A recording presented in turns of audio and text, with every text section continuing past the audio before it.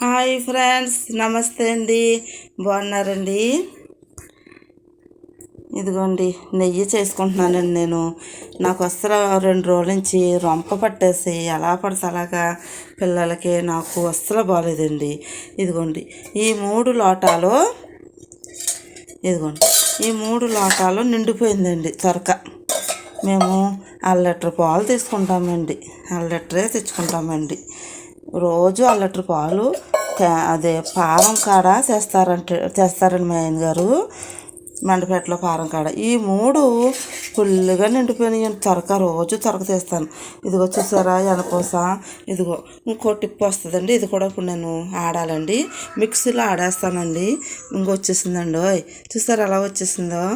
మిక్సీలో ఇలాగ ఆడేసుకుని ఇలా ఎనపోస నేను చూసారా, అదిగోండి ఎనపోస ఇలా చేసుకుని ఇప్పుడు ఇది ఎంత లేదన్నా కేజీ నెయ్యి వరకు వచ్చేస్తుందండి. కేజీ ఇప్పుడు మాకు ఇక్కడ 850 రూపాయలు ఉందండి.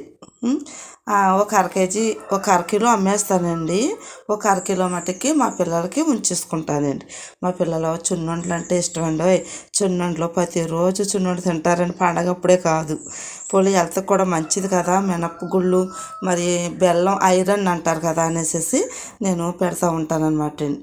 చూసారండి ఇలా మనం కొద్ది పాల్లో కూడా కాసేసుకునండి మరి ఫ్రిడ్జ్లో పెట్టేసుకుంటే అండి అవి త్వరగా దళసరిగా ముందు రోజు పెట్టుకుని అది మన్నాడు తీసుకుంటే దళసరిగా కడుతుందండి త్వరక. ఆ త్వరక ఈ 3 లోటాలు అయిపోయినాయండి. ఎక్కువ అయ్యి వరకు ఉంచుకుని చేసుకుంటాను అనమాట అండి. ఇదంతా కలిపి ఒక పండగ చేశానండి. పండగ వెళ్ళిన తర్వాత అనమాట అండి ఇది. పండగ చేశానండి. ఎప్పుడు చేశానంటే గోగునాడు కోసం గోగునాడే చేశానండి ఎనపూస. మళ్ళీ మయాన్ని ఒకసారి చేశానండి. చేసి మా పాప కాదండి నాన్నగారు కావాలంటే ఇచ్చానండి. అప్పుడు 2 లోటాలే అయ్యింది. అప్పుడు ఇచ్చానండి. ఇప్పుడు మళ్ళీ ఇదిగోండి నెలకు నేను 2 సార్లు చేస్తానండి. నెలకు 2 సార్లు ఇలాగా కేజీన్నరనో మరి ఒక్కోసారి 2 కేజీల నెయ్యి నాకు వస్తుందండి. మరి ఆదాయం చేసుకోవాలంటే పాలు వచ్చినాయి. నెలకు సరిపడగా పాలు కూడా మనం సగం డబ్బులు మనం నెయ్యిలోనే మనం కట్టేసుకోవచ్చు అండి. ఇంట్లో సరిగ్గా ఒప్పుడుగా వాడుకొని ఒప్పుడుగా చేసుకున్నట్టు అవుతాయి. మరి చూసారండి, మరి ఈ నెయ్యి కాసిన తర్వాత మీకు ఎంత వస్తుందో నేను వీడియో పెడతానండి.